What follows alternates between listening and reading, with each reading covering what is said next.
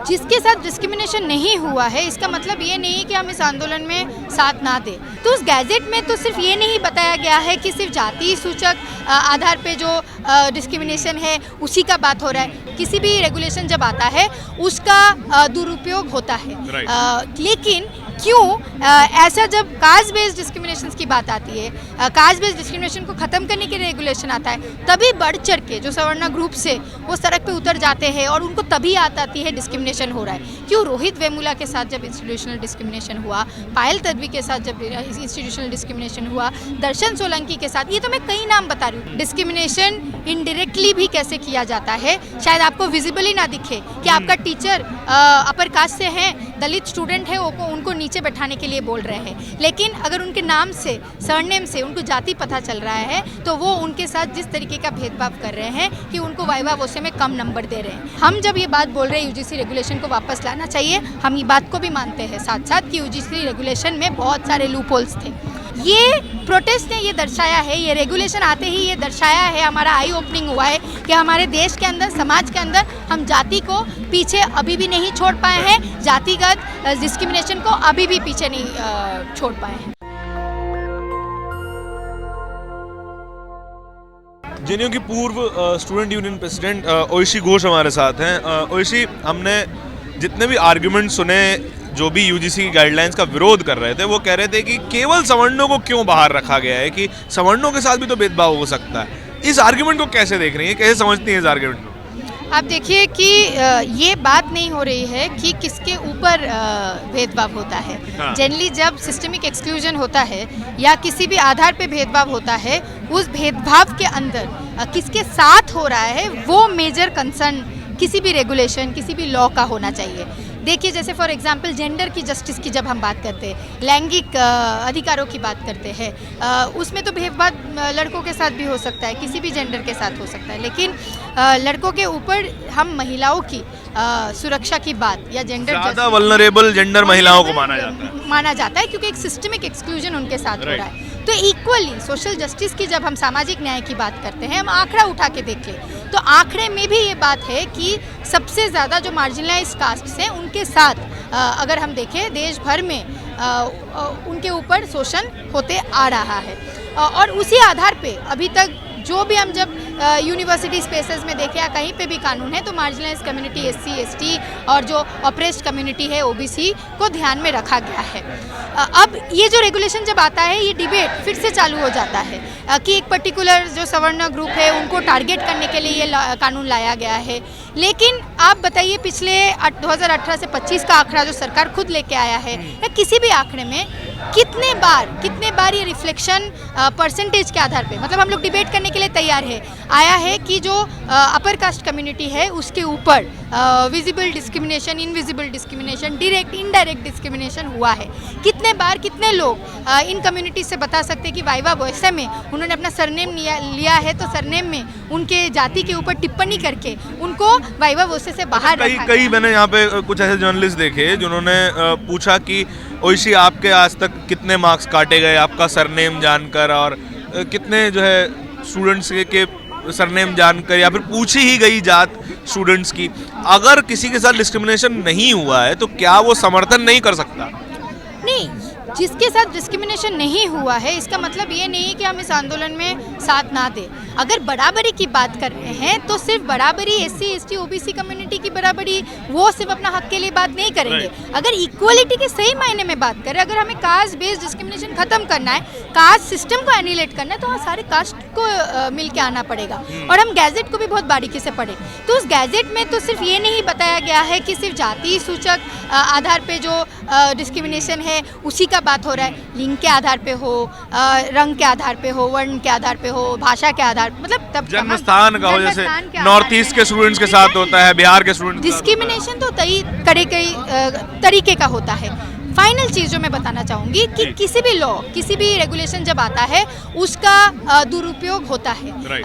लेकिन क्यों ऐसा जब कास्ट बेस्ड डिस्क्रिमिनेशन की बात आती है, कास्ट बेस्ड डिस्क्रिमिनेशन को ख़त्म करने के लिए रेगुलेशन आता है, तभी बढ़ चढ़ के जो सवर्णा ग्रुप से वो सड़क पे उतर जाते हैं और उनको तभी आती है डिस्क्रिमिनेशन हो रहा है। क्यों रोहित वेमुला के साथ जब इंस्टीट्यूशनल डिस्क्रिमिनेशन हुआ, पायल तडवी के साथ जब इंस्टीट्यूशनल डिस्क्रिमिनेशन हुआ, दर्शन सोलंकी के साथ, ये तो मैं कई नाम बता रही हूँ, कितने सारे कुछ केसेस तो हजारों के नाम तो शायद हमें याद भी नहीं होंगे, पता भी नहीं होंगे। मर्डर्स होंगे। लेकिन डीयू के अंदर बात कर लेते हैं, जो सारे seats SC ST OBC faculty का या PhD रिसर्च का खाली जाता है नॉट फाउंड सूटेबल बोल के, या JNU के अंदर नॉट फाउंड सूटेबल बोल के, कब हमने देखा ये तमाम सारे ग्रुप सड़क पे उतर के ये बोल रहे हैं कि देखो अगर जातिगत डिस्क्रिमिनेशन को ख़त्म करना है सबसे पहले इन सीट्स को भरो।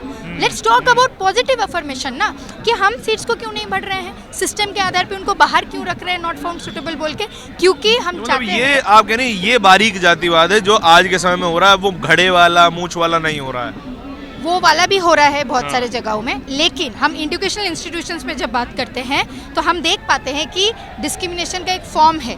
डिस्क्रिमिनेशन इनडायरेक्टली भी कैसे किया जाता है, शायद आपको विजिबली ना दिखे कि आपका टीचर अपर कास्ट से हैं, दलित स्टूडेंट है, उनको नीचे बैठाने के लिए बोल रहे हैं, लेकिन अगर उनके नाम से, सरनेम से उनको जाति पता चल रहा है तो वो उनके साथ जिस तरीके का भेदभाव कर रहे हैं कि उनको वाइवा वोसे में कम नंबर दे रहे हैं, या बोल रहे हैं कि उनकी लिखने का तरीका सही नहीं है, उनके बोलने का तरीका सही नहीं है। क्या ये भेदभाव नहीं, क्या ये सिस्टम की जिम्मेदारी नहीं है कि जिनको सिस्टम के द्वारा सालों सालों एक्सक्लूजन किया गया है, जो फर्स्ट जनरेशन लर्नर्स होते हैं, उनके बाप दादा माएँ शायद कभी एजुकेशन एक्सपोजर ही नहीं मिला है, कभी रिजर्वेशन का फायदा ही उनको नहीं मिल पाया है, शायद पहला जनरेशन आ रहा है। क्या ये सिस्टम का दायित्व, कलेक्टिव रिस्पॉन्सिबिलिटी नहीं है कि इंक्लूसिव उनके साथ सिस्टम बनाया जाए? तो हम सब जो आए हैं आज यहाँ पे अपना बात रखने, हम उस सिस्टम के पक्ष में बात करने आए हैं, उस सिस्टम के बेहतर बनाने के पक्ष में बात करने आए हैं। फाइनल चीज़, हम जब ये बात बोल रहे हैं UGC रेगुलेशन को वापस लाना चाहिए, हम ये बात को भी मानते हैं साथ साथ कि UGC रेगुलेशन में बहुत सारे लूप होल्स थे,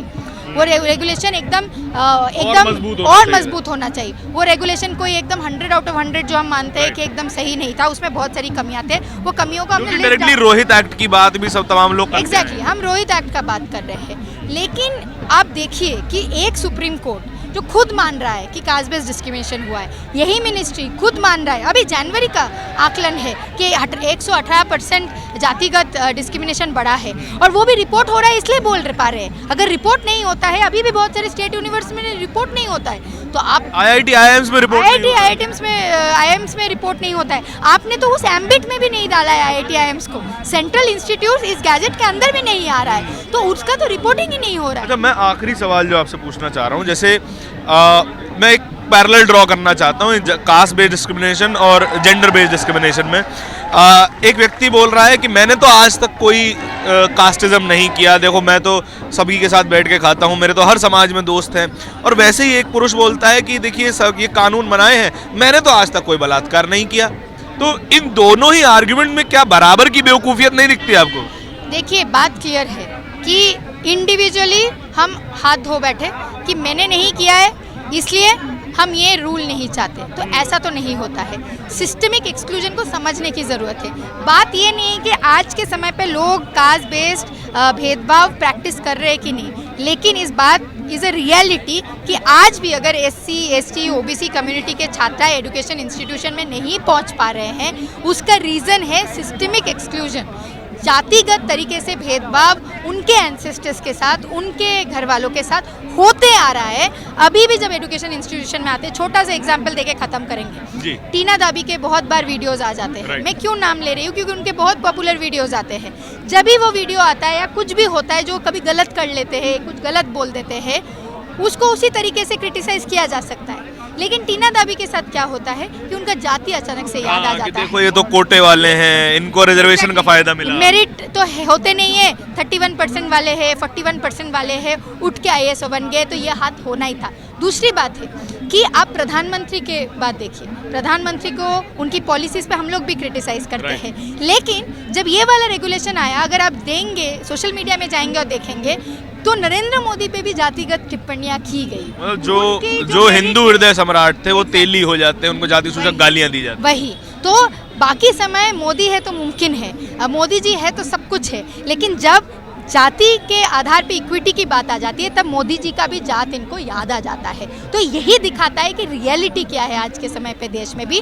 तो ये 2025-26 के ये आई ओपनिंग था, जो देश बोल रहे हैं हम आगे बढ़ रहे हैं, डेमोक्रेटिकली हम इसको स्ट्रेंथन कर रहे हैं, हम जाति को पीछे छोड़ के आगे बढ़ना चाहते हैं, सब कोई चाहता है, राइट। लेकिन ये प्रोटेस्ट ने ये दर्शाया है, ये रेगुलेशन आते ही ये दर्शाया है, हमारा आई ओपनिंग हुआ है कि हमारे देश के अंदर, समाज के अंदर हम जाति को पीछे अभी भी नहीं छोड़ पाए हैं, जातिगत डिस्क्रिमिनेशन को अभी भी पीछे नहीं छोड़ पाए हैं। Thank you so much. अगर कोई समझता है कि देश में जातिवाद है ही नहीं तो फिर ये वीडियो मत देखिए, आप छोड़ दीजिए, आपको समझाने का कोई फ़ायदा नहीं है। लेकिन अगर आप थोड़ा भी मानते हैं कि अगर इस समाज में कहीं पर भी अगर 1% भी जातिवाद है तो आपको समझने की ज़रूरत पड़ सकती है कि महिलाओं के साथ जिस तरीके का भेदभाव हमें देखने को मिलता है समाज में, महिलाओं के साथ जिस तरीके का क्राइम देखने को मिलता है, और अगर कोई व्यक्ति बोले नहीं देखो हमने तो महिलाओं के साथ कभी क्राइम किया नहीं, तो वो उतना ही बेवकूफ़ व्यक्ति होगा जो बोलेगा कि नहीं देखो हमने तो आज तक कोई जातिवाद किया नहीं। इस पूरी बातचीत के बारे में आपके क्या विचार हैं, कमेंट सेक्शन में बताइएगा ज़रूर। कैमरे के पीछे मेरे साथी तौहीद के साथ मैं धारण, बहुत बहुत शुक्रिया। नेशनल दस्तक की आपसे गुजारिश है कि अगर इसको बचाना चाहते हैं तो नेशनल दस्तक को सब्सक्राइब करने के लिए रेड कलर के सब्सक्राइब बटन को दबाएं, फिर बेल आइकन की घंटी दबाएं। नेशनल दस्तक को बचाने के लिए बहुत जरूरी है कि हर खबर को शेयर करें, लाइक करें, कमेंट जरूर करें।